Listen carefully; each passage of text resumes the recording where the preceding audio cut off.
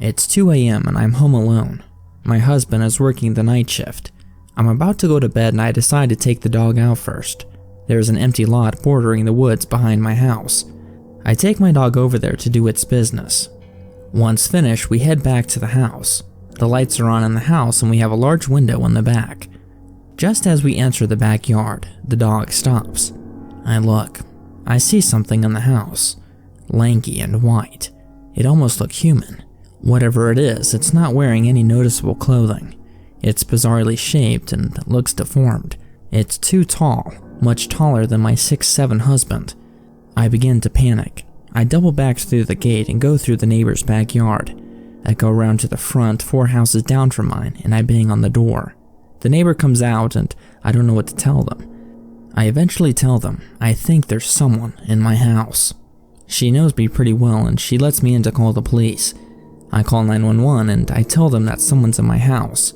I then call my husband and tell him the same thing. The police arrive before my husband. They have me wait outside until they check the house. They didn't find anything, but they did find stuff out of place.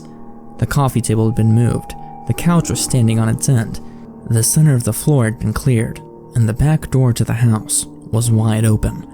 I had of course closed it when I went out. My husband finally arrived and I told him what had happened. He and I have no idea what it was, but we both agree that it was creepy. Because of this incident, I always make sure to lock the doors and close the blinds whenever I'm alone, late at night.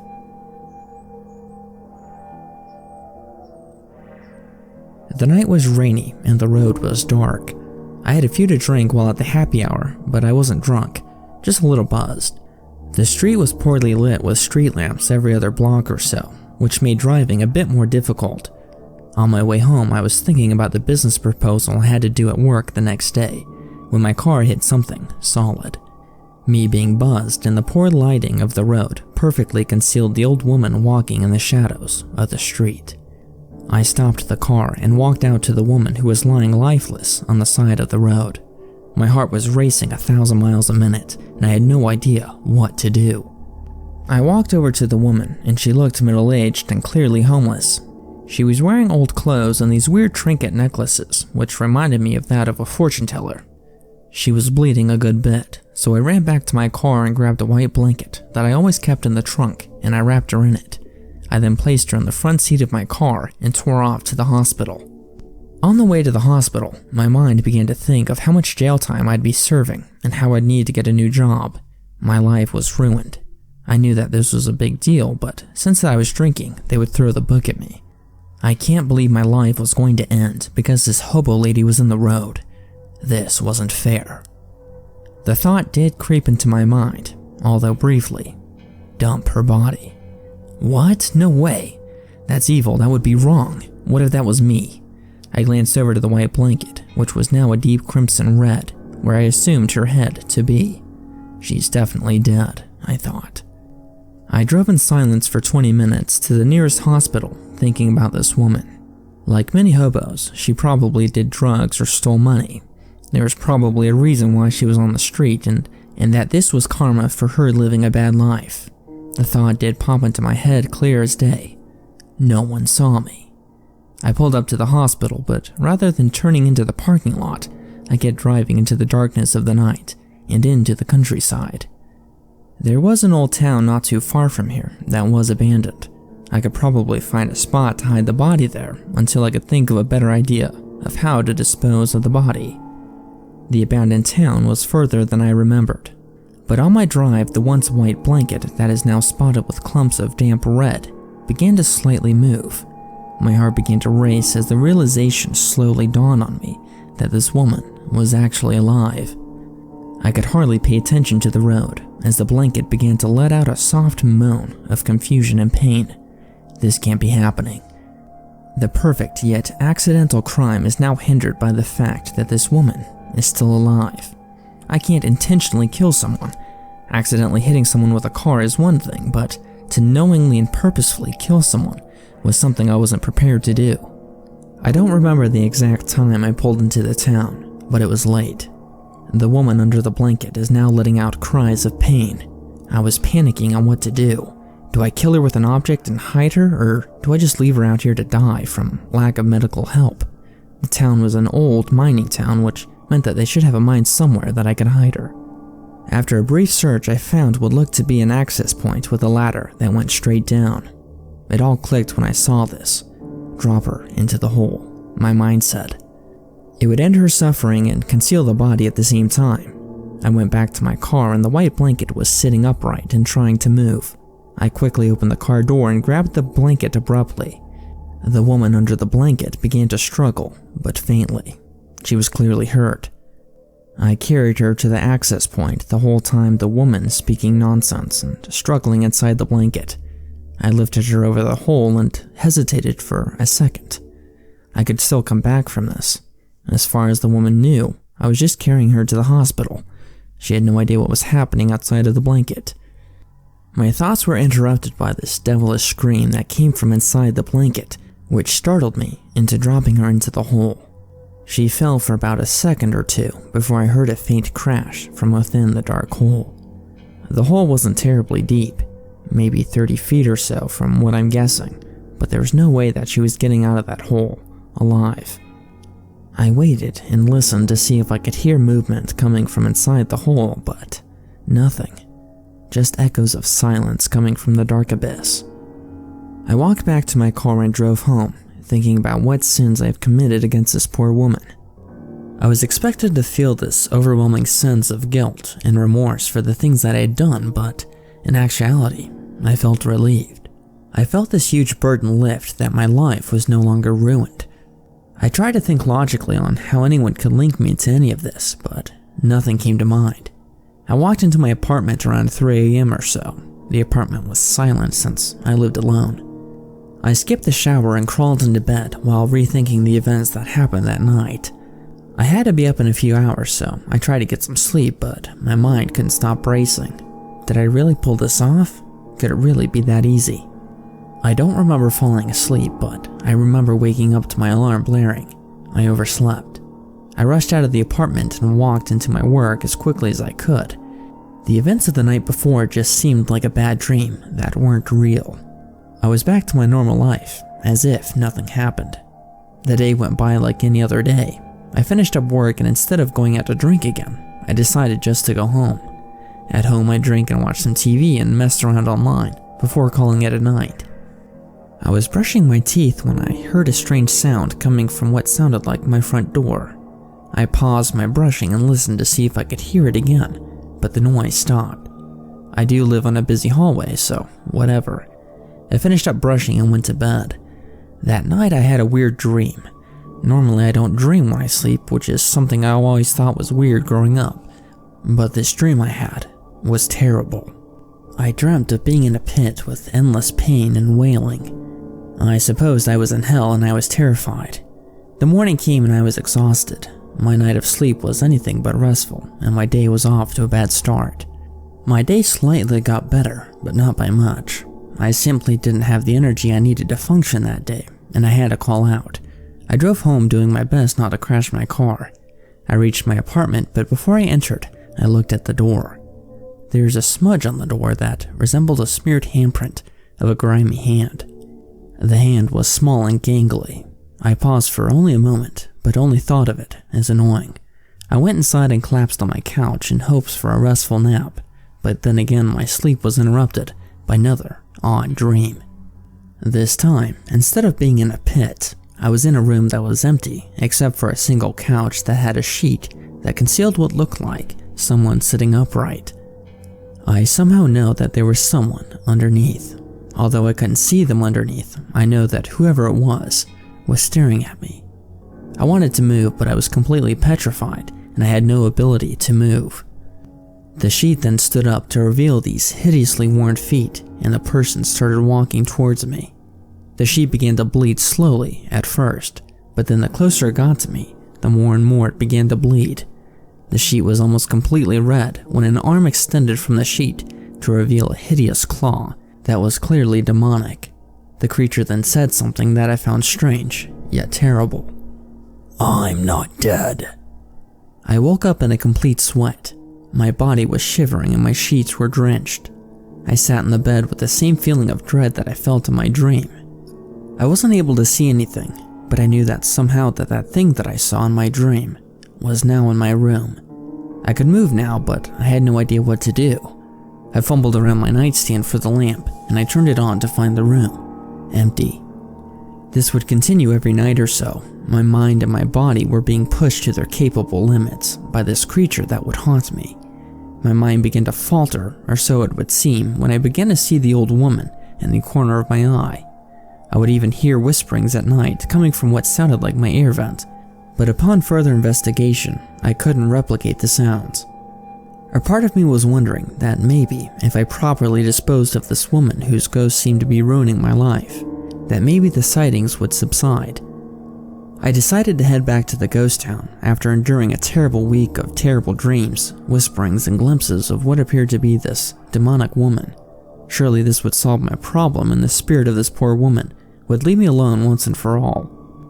I waited for it to get dark before I loaded my car with a shovel and a tarp that I recently bought at the store. The drive out to the ghost town seemed a bit more eerie than I remembered. The surrounding woods felt as if they were watching me as a whole, as if the woods themselves was a silent being that wanted to harm me but was only able to observe. I finally reached the ghost town and parked my car near the entrance to the pit in which I gruesomely thrown this woman to her final moments of agony. I was exhausted from the prior week, having little sleep and being mentally tortured by the sins that I'd committed. I exited the car with trepidation, but a slight glimpse of hope that this nightmare would eventually end. I glanced into the dark and lifeless pit. I felt a serious sense of dread, and something told me ever so faintly that there was something evil in this pit. I descended into the pit using my flashlight and the old wooden ladder that had probably been there for 100 years. The ladder creaked softly as I slowly descended into the dark pit that had seemed to have no end.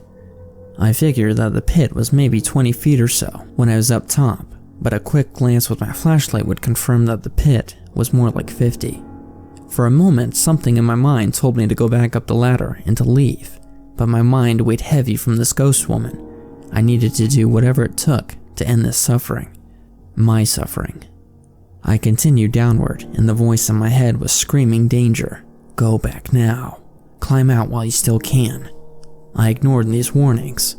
I was about 15 feet from the bottom, and I could see the sheet that I used to cover the woman. I went to step down, but the rung on the ladder was missing. Having not paying full attention and being so exhausted, I put most of my weight on this step, which was no longer supported by the ladder, and I fell. The 15 feet went by quick. I was met with a cold, hard landing. My light fell a small distance away from me, which illuminated the reason I fell. The last 10 feet of the ladder were missing. I was okay for the most part, and I could move, but at the expense of a slight pain in my left leg. I walked over to the light and examined the dark surroundings. It would appear that I was in an open area that led into a mine shaft going downwards. I limped back to the ladder to find the woman in the sheet, but to my surprise, all that I could find was the sheet.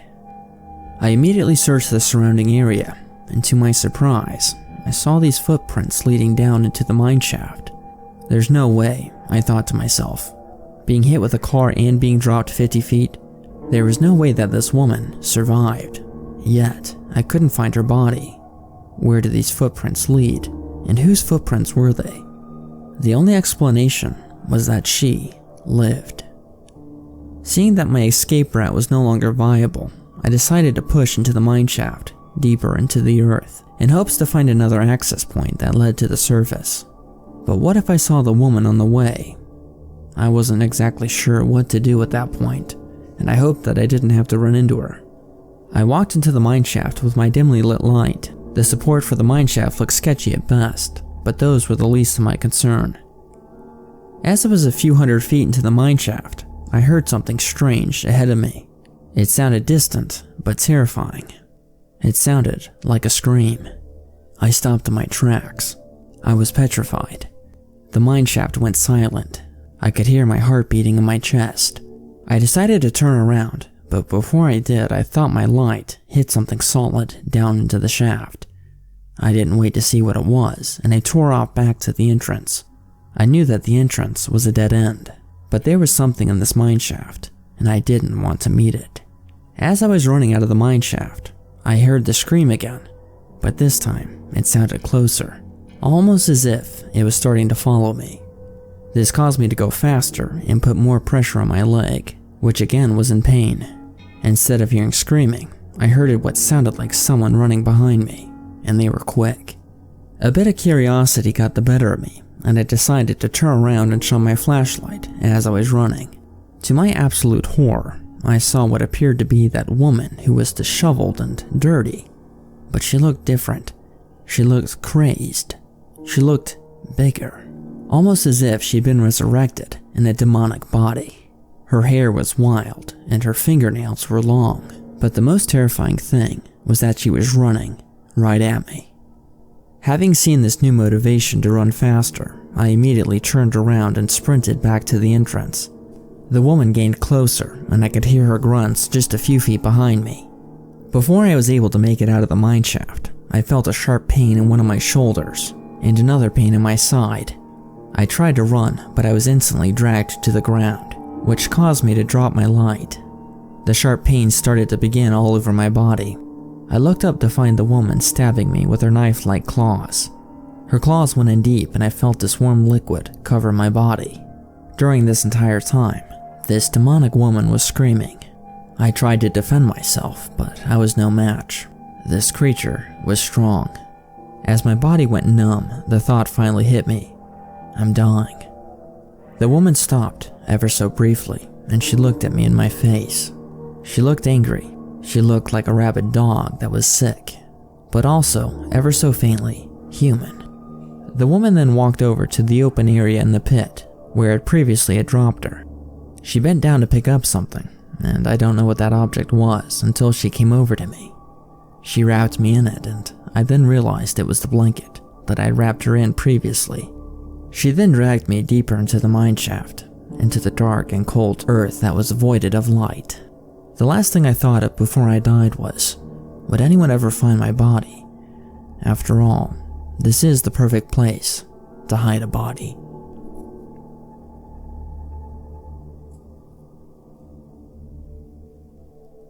Hi. I am currently in a bed inside St. Anne's Hospital in North London.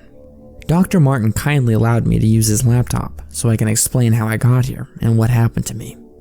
My name is David Argento. I'm 16 years old and apparently I'm suffering from a mental illness of some kind. There was only so much I could take in from the doctor's words in the opposite patient room since I have a bloody massive headache. I've been given a fair amount of ibuprofen, but this headache seems to be permanent. But I don't care. I must absolutely get this written down at all costs. Anyways, you might be wondering how I got here. Here's my story. About 4 nights ago, I went upstairs to the loft and took my old school books to the burning pile. I just finished my GCSEs and, like all my friends, hated every single subject I did. Math, history, English, especially English. You name it, I really hated it. So I found the books exactly where I left them a few months back. Or dumped, more like, in the corner that was so old. There was enough dust there to make cotton candy. I scorned the moment I looked at them again, except I knew that this would be the last time I'd have to look at them. So I collected them all underneath one arm. Disgusting. I considered changing clothes shortly afterwards. But then, something caught my eye. I'm not really sure how I noticed it, but I remember being so intrigued by it that I dropped the books on the floor and picked it up. It was a red CD-ROM case, about the size of an average book. There were no words of any kind, even when I turned it over to the other side. Saw it all. I was kind of excited. It looked like a computer game that the previous house owners had left behind. Since I absolutely loved computers at that time, I was interested in giving it a go on my Dell. But when I opened the case, the disc inside lacked any kind of artistic illustrations. Instead, just a bland white color with some text written on a black pen. The words were, Chatroom 98. I wasn't exactly pleased when I learned that this wasn't a game, but since someone actually had went through an effort of making a chatroom disc, rather than vast chat rooms available on the internet, I concluded that it would be somewhat different. That I got right. Having kicked the worthless books down the attic ladder, I inserted the disc inside my laptop. After a brief moment, a red box with no text in it appeared. I wasn't sure what to make of this at first, but it seemed to linger there for half a minute. Then, the screen went black for a brief moment and flashed. The words, "Welcome to Chatroom 98, appeared at the top center of the screen. Chatroom 98? What was the significance of that number? Then, what appeared to be a white text box opened up in the center. I don't know what I typed, so I just randomly put, "Hello." I didn't expect any kind of response, but then I got one. A person by the name of Darwin Clark replied, "Good afternoon." There was no possible way that this was a real person. It seemed like it was only a processor of this chat room disk. Then I realized it was one of those chatbots, a software designed to stimulate an intelligent conversation with whoever talked with it. I still thought it was strange though. I'd only lived in my current house for 6 years, but I never encountered that red box in my entire life. I suppose that the house's previous owner must have owned it, but it's not like they owned a computer, unless you count the smashed to pieces one that we threw away to the dump when we first arrived. Anyways, I tried to start a conversation to see what extent this AI had been programmed. "Lovely weather we're having," I wrote. No sooner than 3 seconds, Mr. Clark replied, "No, it seems rather miserable today." I was taken back. The weather was, more or less, exactly how he put it. I didn't know either until I looked out the window and saw that it was about to rain. It seemed the books had one more day to live, but I wasn't too surprised. The chat box was probably programmed to say that, and since this is England I lived in, it could have been more likely. I then typed in, "So what are your favorite movies?" Again I got a response.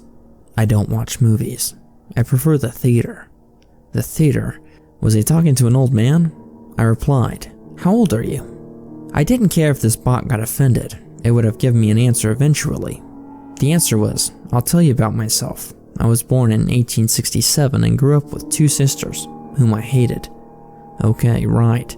Whoever programmed this was clearly having a laugh. I typed back, laughing hysterically as I wrote, "Well, I was born in 2098, with 2 identical brothers who were also aliens from the planet Boogaloo. I am also Jesus." I wondered what the senile old man would say next. I knew it was a chat box, but I kept thinking that it was a real person for some unexplainable reason. He said, "Really? How droll. Nice to meet you, Mr. Jesus. Have your brothers abducted anyone yet?" I cracked up again. Whoever made this must have done an impressive job.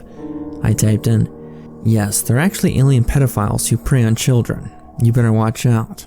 They also have a fetish for CD-ROMs." The next reply was just plain unsettling. Clark replied, "Well, although I may appear to be a CD-ROM, I'm actually human myself.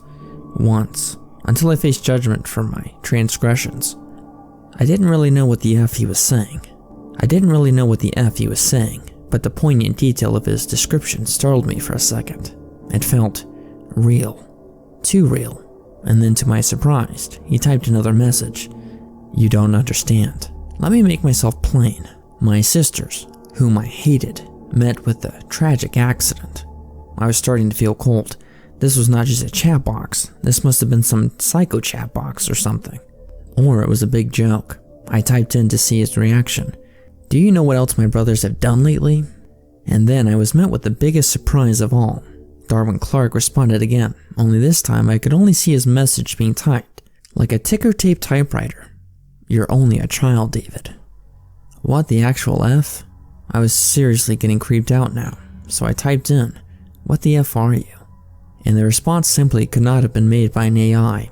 It seemed too much like a human was actually talking to me. "Let me tell you the story. Do you know what happened to your house's previous owners?" I sat there like an idiot staring at the computer, awaiting a response. The same thing that happened to my 2 sisters.